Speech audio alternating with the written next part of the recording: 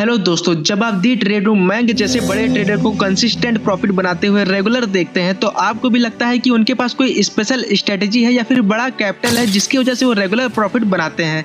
लेकिन मैं आपको बता दूं, उनका सीक्रेट उनके रूल में है, उनकी आदत में है, उनकी स्ट्रेटेजी में है। उनका स्ट्रेटेजी सिर्फ 20% रहता है, 80% गेम तो साइकोलॉजी का रहता है। अगर आप भी अभी तक लॉस कर रहे हो या बस ब्रेक इवन पर हो तो ये वीडियो आपके लिए है। हम उनकी वो 3 आम सिंपल हैबिट्स समझाएंगे जो उन्हें कंसिस्टेंटली प्रॉफिट देती हैं। ये 5 मिनट की वीडियो आप ध्यान से देखना, क्योंकि ये 3 आदत आपको आपकी ट्रेडिंग साइकोलॉजी चेंज करने में काफी ज्यादा हेल्प करेंगी। आखिर वो कौन सी स्ट्रेटेजी है जिसे फॉलो कर D trade room middle class से निकलकर अपर क्लास तक पहुंचे। पहली और सबसे मुश्किल हैबिट अपने इमोशंस को स्टॉप लॉस देना। गाइज, हम सब चार्ट पर ऐसा लगाते हैं, लेकिन जब प्राइस एसएल के पास आता है तो हम क्या करते हैं? हम होप करते हैं कि प्राइस वापस आ जाएगा और इस होप में एसएल हटा देते हैं। यहाँ से बड़ा लॉस शुरू होता है। दी ट्रेड रूम जैसे लोग क्या करते हैं, वो पहले डिसाइड कर लेते हैं अगर प्राइस इस पॉइंट तक आया तो मैं गलत हूँ, और जैसे ही वो पॉइंट आता है वो तुरंत एग्जिट कर देते हैं। इसका मतलब वो लॉस एक्सेप्ट कर रहे हैं। वो लॉस को बड़ी बात नहीं मानते, वो उसे मार्केट की फी मानते हैं। जैसे ही वो गलती एक्सेप्ट करते हैं उनका गुस्सा खत्म हो जाता है और वो रिवेंज ट्रेडिंग नहीं करते हैं।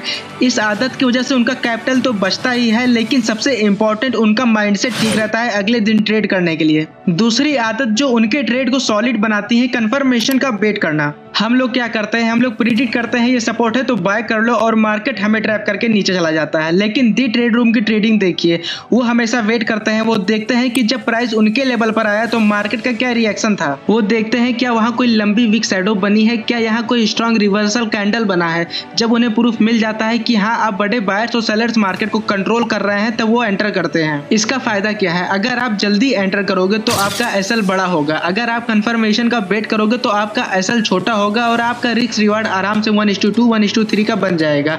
पेशेंस यहाँ पर आपका पैसा है। तीसरी और सबसे इंपॉर्टेंट है, ट्रेडिंग को एक जीरो इमोशन जॉब की तरह ट्रीट करना पड़ेगा, स्पेशली आफ्टर डी ट्रेड। एक नॉर्मल ट्रेडर ट्रेड लेता है, लॉस करता है, फिर उसे भूल जाता है। लेकिन दी ट्रेड रूम जैसे ट्रेडर ट्रेड का रिकॉर्ड रखते हैं। वो देखते हैं कि मैंने गलती कहाँ की, मैंने रूल को कहाँ ब्रेक किया।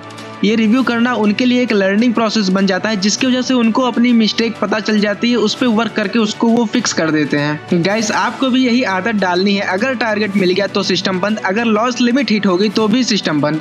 अपने ट्रेडिंग को डाटा के साथ एनालाइज करो। जब आप अपने ट्रेडिंग को जॉब की तरह देखते हो तभी आप इमोशन से बाहर निकल पाते हो। बोरिंग बनना प्रॉफिटेबल बनने की पहली शर्त है। तो गाइस, ये थी वो 3 हैबिट्स जो दी ट्रेड रूम को कंसिस्टेंट बनाती है। ये सिंपल है लेकिन इसको फॉलो करना आसान नहीं। याद रखना, इमोशनल एसएल, गलती तुरंत एक्सेप्ट करो, कंफर्मेशन बेटर, मार्केट के रिएक्शन पर ट्रेड लो, जीरो इमोशन जॉब, हर ट्रेड का रिव्यू करो। अगर आप सभी उनकी तरह सक्सेसफुल ट्रेडर बनना चाहते हो तो ये 3 हैबिट्स अभी से इंप्लीमेंट करो। पहले आदत बदलो, फिर अकाउंट बदलेगा। और कमेंट करो, trading is my job not my emotion.